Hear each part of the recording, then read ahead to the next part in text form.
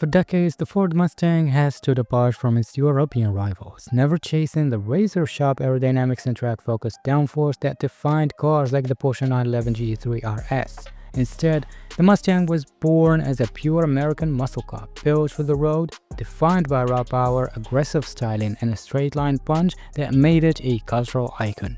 While European sports cars evolved with wings, splitters, and finely tuned aero to curve corners at high speed, the Mustang carried its legacy as a street machine first, leaving racing-inspired aerodynamics largely out of its priorities.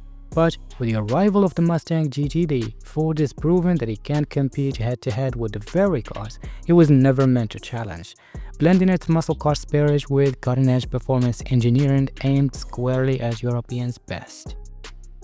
To truly validate those ambitions, however, the Mustang GTD has to prove itself on the same battleground where Europeans' finest have built their reputation, the Nürburgring-ready.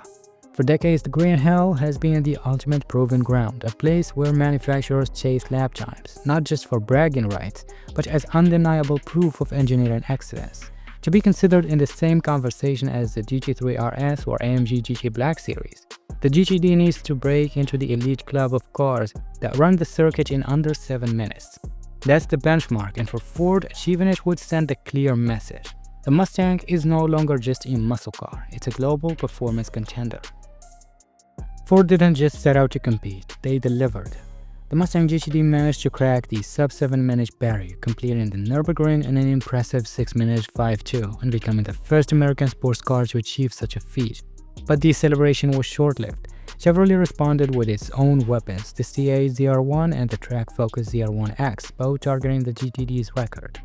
The ZR1 shaved nearly 2 seconds off the Mustang's time, while the ZR1X pushed even further, beating it by almost 3 seconds. While Ford could no longer claim the title of the fastest American to break 7 minutes, the GTD's performance has still set a new benchmark, igniting a fierce battle for American supremacy on the Green Hell.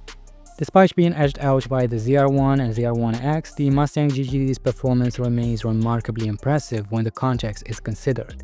Both the C8 and the Porsche 911 GT3 RS benefit from mid- or rear-engine layouts that are inherently ideal for high-speed cornering and balance, giving them a natural advantage on a demanding circuit like the Nürburgring.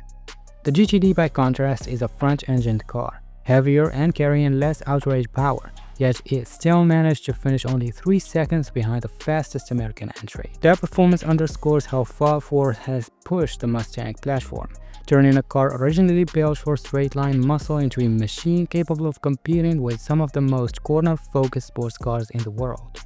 Interestingly, the Mustang GTD's weight, often seen as a disadvantage, actually provides a performance benefit. A heavier car naturally stays more planted, requiring less downforce to maintain stability through corners. However, on a track like the Nürburgring, that alone is not enough to compete with lighter, mid, or rear-engine rivals.